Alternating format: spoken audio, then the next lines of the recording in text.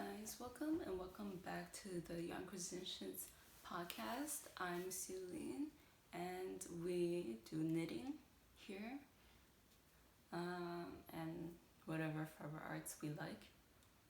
I do have an acquisition at the end and I'll tell you all about it. I mean, it's just one thing, it's not yarn or anything, so if you don't want to stick for that, you can just end it before I start talking about it. So I'm wearing the pavlova pullover by sandmadeknits.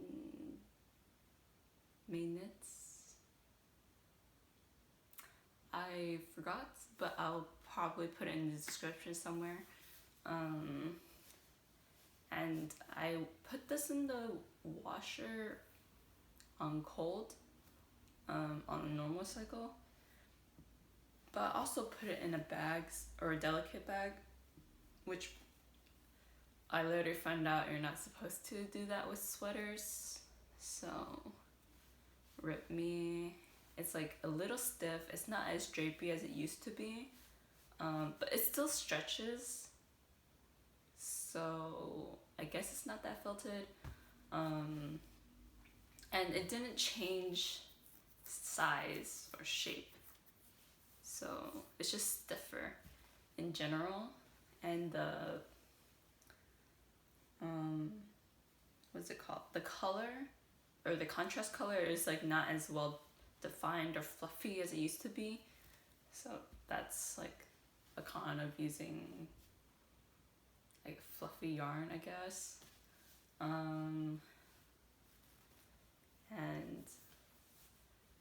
the one thing I really don't like about this pattern is that there's no short row shaping at all, so then this kind of like cuts on your neck a little bit, or like if you have an aversion to anything that goes right up against your neck, this pattern would not be for you. But if you make it in the suggested yarn, which is melted or chink fibers, melted baby suri, or any like suri alpaca, or just a regular alpaca silk, or fluffy or brushed alpaca silk, then you'll probably be good to go. Or if you use mohair, then it's probably more drapey and it won't be like this or like stiff. And it probably won't go up against your neck as much because it's a softer fiber. So yeah, I do like it though. Like the cuffs are nice, or like the sleeves are nice. But the thing about this sweater that I really cannot do, without like flashing my whole midriff, is raising up my arms. I cannot raise my arms in this sweater unless I want to show that. Fortunately, it doesn't show any of the bust area, but yeah. So maybe if we can demonstrate it. Can you see that? It just shows the whole midriff, but it doesn't show the bust, which is fine for me and my purposes. Yeah. I just probably won't wear this for like outdoor activities, because I probably will raise my arms because that's a normal thing to do. I'm drinking coffee in my Yellowstone mug with a nice funky mousse on it. And let's get into the whips. I don't have any finished objects, obviously, because I've been working on 3 things at the same time, so there's no way that I would get a finished object in like 2 weeks. And I know I said I was gonna upload last week, but I couldn't find the time to do it because when I had time, I wasn't feeling so or not feeling so good, but like I didn't want to get up out of bed, okay, to be honest. And when I wanted to film, I wasn't alone in the house. You know what I mean? I mean, of course, minus the cats. So, yeah. So, yeah, it's hard to find the right rhythm to film again. So, just bear with me until I can find that rhythm or hone it in, you know. Let's see. Okay, so the first whip, I haven't really been working on lately, but I did, like the whole last week, I worked on this drop needle. And it's the Ingrid sweater by petiteknit. And I finished the body and the neck, so I only got the sleeves left. And usually I would do the sleeves first before the body, but I just kept going because, you know, like, why not? And I don't know, I just wanted to keep going on the body for some reason. And yeah, this is my second time doing the Ingrid sweater, so everything's very familiar. And just like the last one, this one was flying off my needles, I guess you could say, because it's just such, like, you just keep going, like, oh, let's do one more row, oh, let's do another row. Yeah, so that's what happened with this one. It looks kind of weird because it's all scrunched up, but it'll go out with washing. And I think I sewed in or weaved in all the ends except this one. So I'm just gonna probably weave this in when I do the sleeves. So yeah, that's all I got left. So this is front, this is the back, and yeah. It's actually not for me though, so if you think that this is not my color, it really isn't. This is like my most hated color. Teal is like not my jam, so yeah. I don't know, I just have like a strong aversion to teal. Like, I'll literally never wear it. That's also why I don't have any clothes in teal either. But it's my cousin's favorite color, so I mean, for her it's like a safe color because she loves it, so that's a good thing. But also means that I can't keep this sweater if she doesn't like it for some reason. So yeah. And then I'll talk about one of them last because it was a lot. And so that's the Ingrid sweater by petiteknit, and I'm using drops lima in petrol, and this is the ball. I don't have the yarn ball tag because I threw it away, but I still have more drops lima, so hopefully it's enough for sleeves. I'm like running low on that color, so crossing my fingers that I bought enough yarn. Well, technically I bought more than was needed, but who knows. And this is my next whip. It's the Kerr sweater by the Kerr podcast or designs. I think I know her first name is Rebecca, but her last name, I think on Ravelry it's Clow or Clo. I don't know how to pronounce it. It's CLOW, so I don't really know. I've never seen that last name before, so wouldn't know. And the yoke, and then a joint, and then I did the neckband. And the neckband took me 2 days just because the first time I did it, it didn't fit over my head at all because I picked up 2 little stitches. And it seems like nobody else in the group so far has had a problem with it except me. Of course, they said that it is a little tight for them, but they could still fit it over their head for the suggested pickup scheme. But for me, yeah, it was a no-go.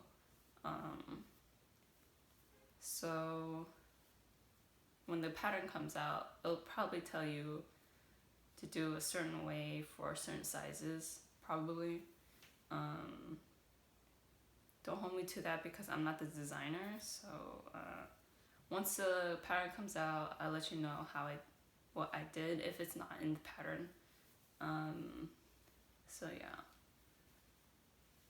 it is kind of a lot of stitches for the collar, but if I didn't do this many stitches, it would never fit over my head. And before putting on the collar, it fit over my head fine. I didn't need to stretch it at all, but with this neck, I would have to stretch it to its max to even fit over my head. So that's like kind of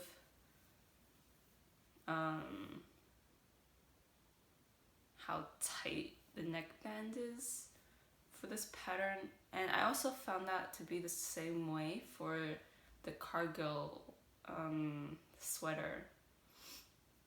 It's like Rebecca kind of designs it to be really, really close to not fitting over your head. For the smaller sizes, probably because when you downsize it, you kind of want to downsize it, what do you call it, according to the other sizes. So sometimes that works out, sometimes it doesn't, but this is like the limit. And this is size 2, so I don't even know how size 1 will work out. So yeah, I can't believe that I could barely fit this over my head for size 2. But other than that, the color work was a breeze. And because I did 3.5 millimeters on the, what do you call it, on the stockinette portion, I did the just 4 millimeter on, or 4 millimeter needles on the color work so that I could get the same tension, or so that it doesn't cinch in at all. I still haven't woven the start of it, so yeah. And yeah, the color work really pops on this, even though this was my plan B, but you know, you gotta do what you gotta do. And the inside looks pretty nice too, if I do say so myself. I'm just patting myself on the back because this is my first time doing color work, and especially stranded color work, or like Fair Isle, I guess you could say. I don't really know the difference between these terms, so, you know, give me a little grace. And the way that I did the color work, I held both colors on the same finger or hand, I guess, and I used the Norwegian Continental,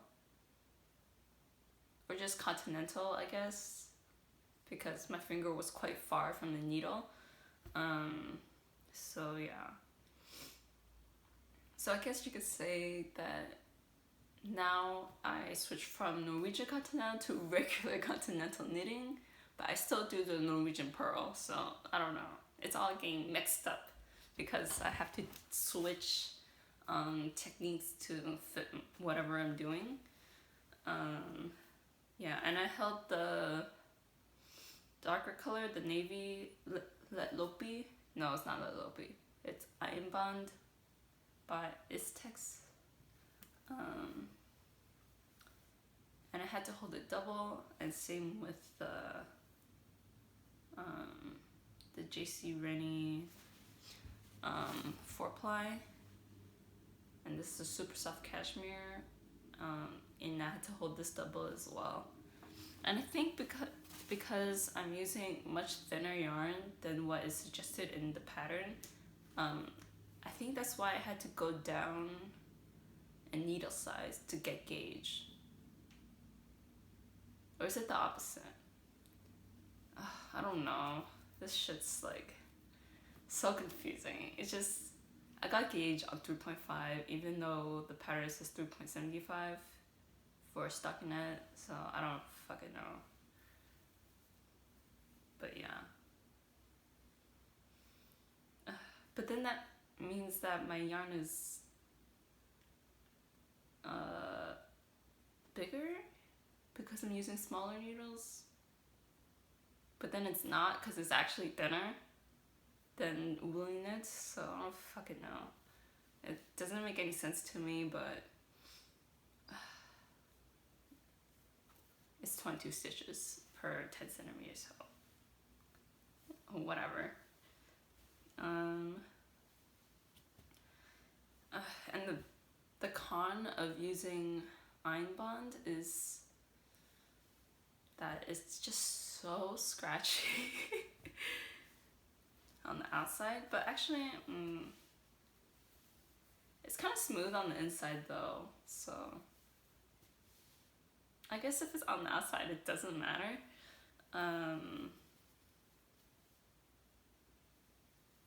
So I don't know. It does feel smooth on the inside, but not as smooth as the stockinette section because it's much softer. And I find that the 12% cashmere actually does quite a bit in softening and or softening the fibers and making it floof more. It's like a floofier yarn because of the cashmere compared to the regular super soft. So yeah, I wish there was more colors in the super soft cashmere line, but there isn't. Yeah, whatever, I'll just use it up. And actually I had to wind up another ball because, and this is my third one, but my yarn cake winder, or my yarn winder, is kind of small. So this is the biggest cake I can make, but this is my third cake already, so yeah, I mean it does use quite a bit of yarn just because I'm holding it double. But yeah, I'm almost at the ribbing, but I don't know if I should stop here and then do the ribbing, but it's almost not at the, but I want it to be kind of longer so that I can stretch it widthwise and not lose so much length like I did for the freaking cargo. I like lost 4 centimeters. I lost 4 centimeters of length, and that was a no-go. Like I didn't like that. But yeah, I want this to be at least 50 centimeters or 55 centimeters long. Yeah, so that's like my comfortable sweater length, because it can go over all my like regular jeans and my dress pants, my Uniqlo dress pants. Like I want to wear it with those because those are my like nicer pants, and it's winter, so I always want to cover my legs in winter. So yeah, and I don't really have that much high-waisted anything, so that's why I gotta make my sweaters longer, because I don't like any kind of draft in winter, especially if the sweater's not that thick, because this sweater isn't thick at all. But yeah. But the color work looks so good. And the color work took me 2 extra days, because I worked on the color work the same day I finished the neckband. Or like I did like 5 rows or something. And you see I'm doing the wider color work too, so I still have the sleeves to do, which also has color work on it. So yeah, still got quite a bit to do left, but it's slowly making its way downtown, you know.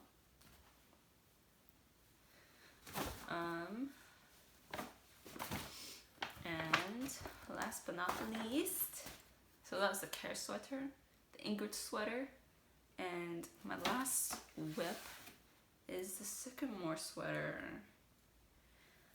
And I didn't really like say it on Instagram or anything, but I had to rip back like crazy after I did the neckband. But I think I have to redo the neckband because it seems like it's too loose, or there's too many stitches because it keeps rippling. Or maybe I didn't do the bind off tight enough or something. I don't really know. But yeah, it keeps like not sitting right. Yeah, it's not sitting quite right. So I don't know. I think I have to redo this part or something. Pick up less stitches or something. I'm not really sure. And the testers for the sycamore sweater didn't really say anything about what they did different for their neckband either, so I don't know. We'll see. And I had to rip all the way back to the first, or the row before the first Japanese short row, because I did them completely wrong, and that's why there's huge holes in my sweater. So I ripped all the way back, and then I did the first stripe, and I gotta say that after doing them correctly, they do close up quite well, but you can still see where the short row is, but it's definitely not wholly. But I feel like doing a German short row would be like the same thing. I don't know. And then on the back, there should be like a longer legs in some places where you did your Japanese short row. And after watching Kimmy Mokom's video, I watched it like 2 other times, but I was like super sleepy when I watched them, and that's why I didn't understand what was going on. But yeah, I watched it again recently, and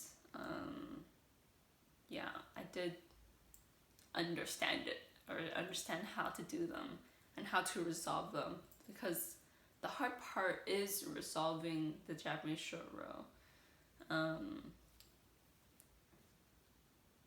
And there's 3 ways to resolve it, I think. In this pattern, at least, there's 3 ways to resolve it. But you only do the 3rd one like once, or at least once so far for me. But maybe like a couple more times you'd have to do it again. But I'm not sure, because I haven't done the other ones yet. But yeah, I just put this marker here to signify where the front is, just so I don't get confused.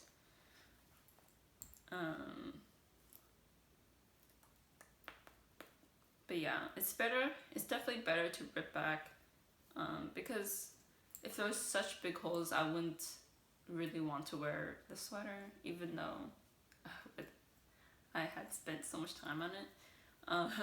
But yeah, it's definitely better. And yeah, I still have a lot of spaghetti. And for some reason, when I worked the rows or the sweater again, I have so much excess. So I'm like, did I knit like one extra row or something? Because I wasn't reading the pattern. It's like, maybe I did. You know, maybe I did. Or I'm just like knitting much more tighter now. I mean, I think I am knitting quite tighter because you can see the parts that are back and forth, and it's like completely rowed out right here, but then there's this part which is also back and forth, but my purl stitches are much tighter and much more even, which is interesting. Oh, never mind, you can see it. Here's like no back and forth here, right? And then it starts again here. So I don't know, but it's definitely not as noticeable as when I first started the sweater. So yeah, maybe it's because I'm knitting much tighter. And I forgot to say, but for the Ingrid sweater and this sweater, I'm knitting it Portuguese style. And then for the kerr sweater, I'm knitting it continental. So, yeah. And I think I've also mentioned before that my continental and Portuguese style knitting has the same tension. So, if I ever need to do back and forth color work, I can use that. Which I demonstrated in my swatch of the kerr sweater. And I think I said that before, but maybe at this point I'm just bragging. Yeah, that could be it too. So there's that. Let me drink my coffee, and maybe you can drink with me. Drink a beverage, water, tea, seltzer. Or wine, or whatever you're feeling. You know, I don't discriminate. And so those are my 3 whips. I think I don't really want to show you the June top light because all I got is like part of a strap that I did when I was tagging along when my boyfriend went to go playing frisbee, ultimate frisbee. I think that's what he was doing. I was just knitting my June top lights, but I didn't get that far, honestly. It doesn't look like I worked on it at all, so I'm not gonna show it. I'm just gonna show it next time, if I work on it, honestly. So because I have 3 huge sweaters to do, so yeah.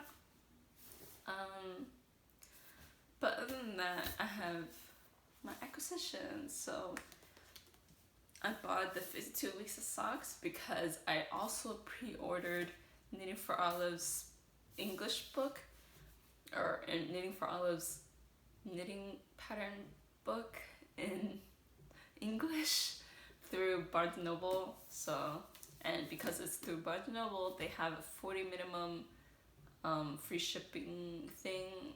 So I bought this to meet that minimum because the Knitting for Olive pre-order was $33 and I needed like 8 more, but I didn't need like a notebook, which is like $10. So I bought this instead, which is $20. It's definitely worth it for sure. It's paperback, and I'm kind of glad that it's paperback because it's so heavy. Okay, like if this was hardcover, I would just be like kill myself because this shit's fucking heavy.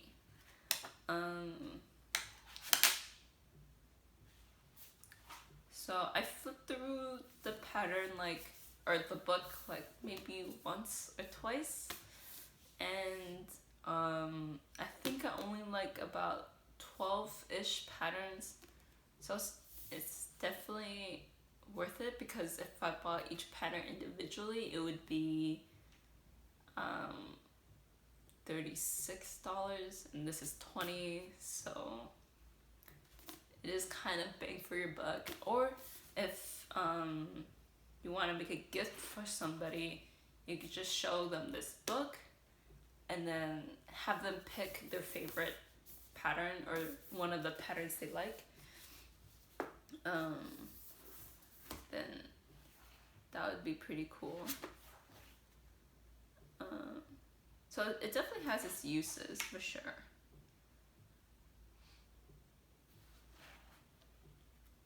Let me see, which ones do I like?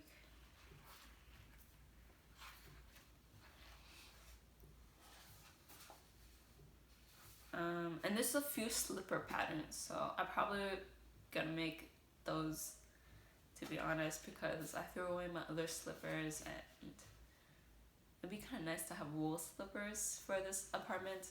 So because there's no carpet, so the floor is just cold as shit all the time. It's not wood, but it's like vinyl, but it's textured vinyl, so it always feels dusty on my feet for some reason, and I don't like that feeling at all. So I would rather have wood, but wood is like really high maintenance, and because it's an apartment and not a house, it's not realistic, to be honest. So I'll tell you some of my favorite patterns. I probably can't show you all of them because that would be kind of intense, because I'm not cutting this podcast at all or editing it at all, so I think that would be too annoying. So some of my favorite ones is Porch Light by Lindsey Fowler. Let's see. Oh my gosh, there's like no good photo of it. It's like tiny, or it's like half a page. Yeah, there's no good photo of it. Whatever. Let's see. So Porch Light by Lindsey Fowler.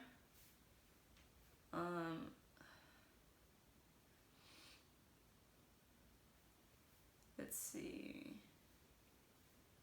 The Elve Slippers by Kajsa, Vuorela. Let's see, 102.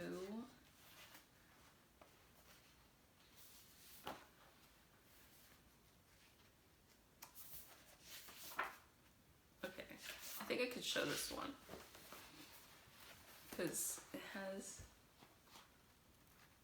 Can you see that? Is it too weird? It's called the elve slippers. Don't know what language it's in, so I can't even guess how to pronounce it. And then Stone by Tatiana Kulikova. That one's really interesting because it just uses slip stitches to create the design. Or like you slip and then you hold the yarn in front and then you knit the next stitch so that there's like a strand in front. I mean, kind of like this sweater, how you make these lines on the color contrast, on the contrast rows. That's like the same way how you make the design for Stone. And then Lotte by Emily Joy Rickard. I don't really know if it's lotte or lotte, but I'm pronouncing it like the Korean brand, the Korean conglomerate, lotte, but I'm pretty sure it's lotte. Let's see. And then Riverbed by Hohi Locatelli. That one looks really good. It kind of looks like, what do you call it? Like the swirling waves in a river, kind of. And then the Kerr pins by Rosa Pomar is a slipper pattern. So that's like my second slipper option. And then Kajsa by Rachel Kupi. And dude, Kajsa has my heart. It looks so good. So yeah, Kajsa is like my most favorite out of all these patterns. And then there's the Hestia slippers, 186. I don't remember what that looks like. Oh, here's the Riverbed one. Hopefully you can see that. If not, just ignore that. What page was it? Ooh. Hestia slippers, 186.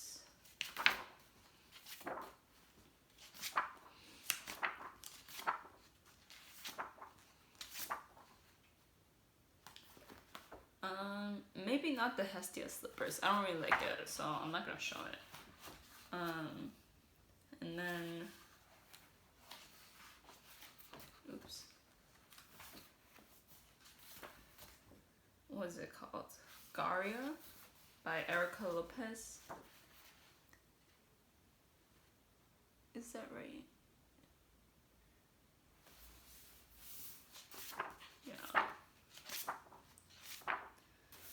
It's like a very minimalistic pattern, but I'm not sure if I'll ever knit it. But I do like the way it looks, so that accounts for something, right? And then the Erica sock, everyone has been knitting that one, and I don't know, it just doesn't speak to me, but I could definitely still knit it, even though it's like, doesn't look like my jam, but it could be my jam, like, I don't know. And then the Una looks pretty nice too.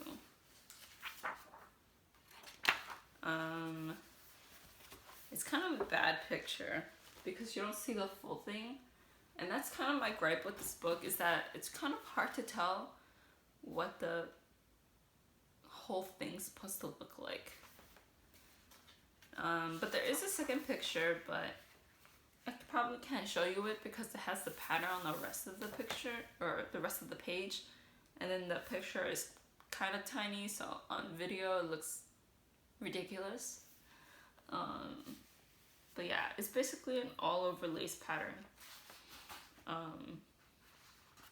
that look like twisting cables, or like zigzag cables, or they're technically not cables, but they look like zigzags.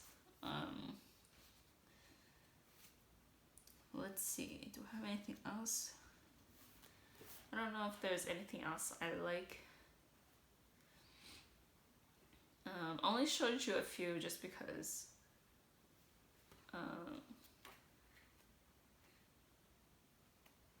but I don't know if there's anything else. I might have missed quite a few though, to be honest, because there's just so many patterns. I mean, there's quite a few very simple, what do you call them? Color work. So those are probably some that I could do, because it's not too intense. Is this right?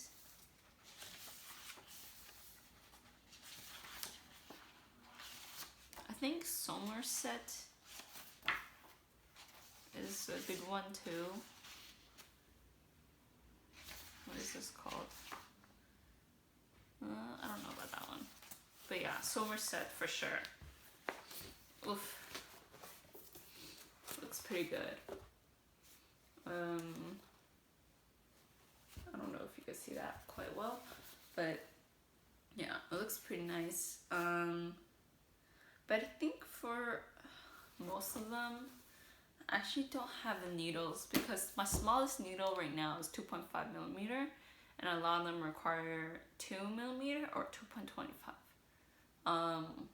2.25 seems to be the most common size for the socks here, but you know,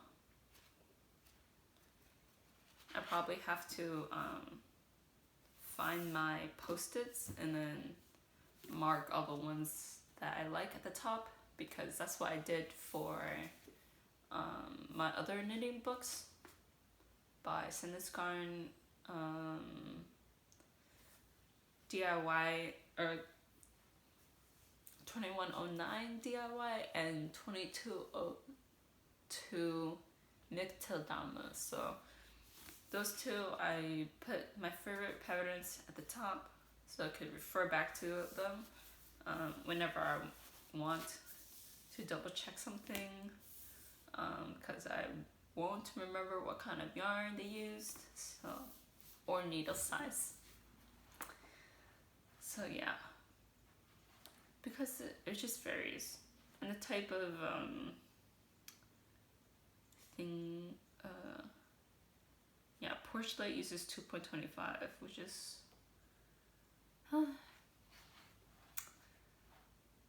yeah, and it's not like I actually have all the or not required yarn, but I don't exactly have like sock yarn. I just have to use whatever yarn I have in stash, which might not be the yarn that I want to use, but yeah, I could definitely make some in the, what do you call it, the JC Rennie Supersoft for sure, because those are like durable yarn, so I'm not afraid to use it for socks. So yeah, and if I felt it's not such a big bummer because I have more yarn for these socks. So yeah, I think that's it. I don't know.